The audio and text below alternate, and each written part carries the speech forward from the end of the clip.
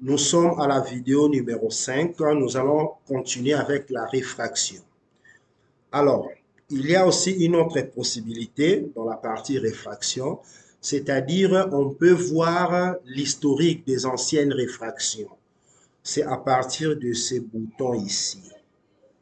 On clique, il nous donne la date. Par exemple, ça, c'est la réfraction subjective du 18 mars 2023. Il y en a trois ici. On peut aller à la deuxième, il y a l'ancienne réfraction, ainsi de suite. Donc, on peut voir l'historique, mais aussi récupérer une valeur dont on a besoin. Par exemple, on veut récupérer ça, ancienne réfraction. On clique sur plus ici. Il nous le ramène aujourd'hui. Donc, vous remarquez que nous avons maintenant 1 sur 4. Donc, il y a maintenant 4 réfractions. Mais il le met à la date et à l'heure d'aujourd'hui. On peut compléter. Bon, pour le moment, comme je n'en ai pas besoin, je peux supprimer en cliquant 2 fois ici. Et puis, je confirme.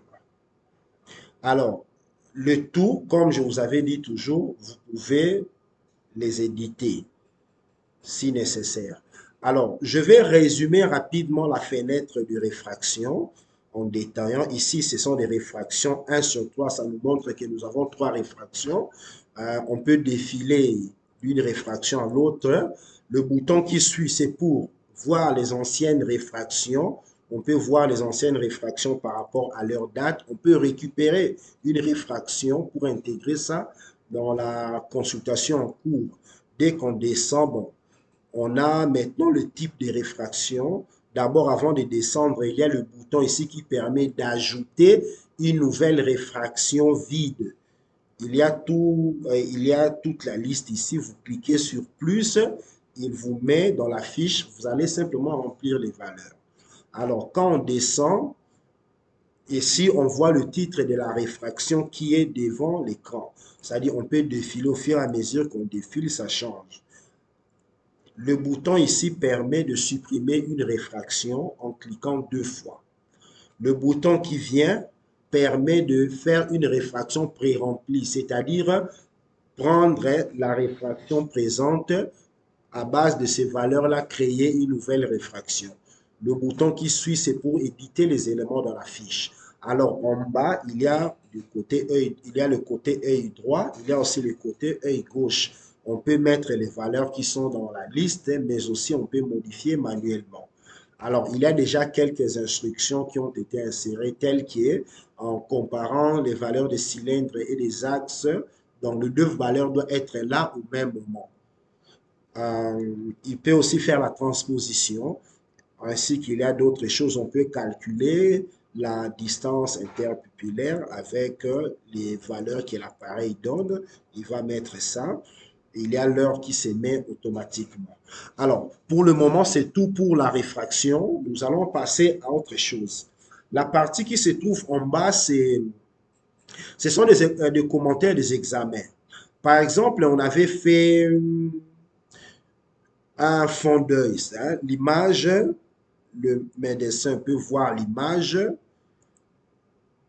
il peut voir l'image, il peut agrandir, il peut comparer les images, mais à la fin, il peut faire un commentaire. Donc, comme c'est vide, il ajoute un commentaire. Je prends rétino, fond d'œil, je clique sur plus, il me donne les deux zones, œil droit et œil gauche. Alors là, on va faire les commentaires sur, je vois, c'est seulement œil droit. Donc, œil droit, on va mettre les commentaires, je mets un commentaire. Parce que tout ça, ça doit rester à la fiche. Bien sûr que dans le dossier du patient, il y a l'image qui est liée, mais aussi dans la fiche du patient, on doit avoir nécessairement les éléments, par exemple sur la rétino qu'on a réalisé. C'est pourquoi c'est très important de mettre les commentaires. Si on avait réalisé aussi pour l'œil gauche, on allait mettre la même chose, commentaire œil gauche. Ça, c'est commenter et il doit. Et puis, on peut éditer. Il y a aussi le bouton supprimer comme les autres, comme au niveau de la réfraction. Dans notre cas, on édite, vous voyez, c'est entre à la fiche. Ici, n'oubliez pas, on peut modifier aussi. Alors, le bouton là, ça permet de supprimer. Ça permet d'ajouter un autre commentaire. Je prends par exemple OCT, parce que je vis un examen ici. Je prends OCT, on peut mettre hein, aussi un commentaire. OCT sur l'œil droit, on peut éditer. Ici, ça permet toujours de supprimer. On peut supprimer en cliquant bien sûr 2 fois. Et puis ça nous permet de défiler d'un commentaire à l'autre.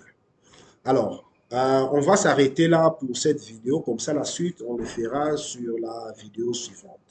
Merci.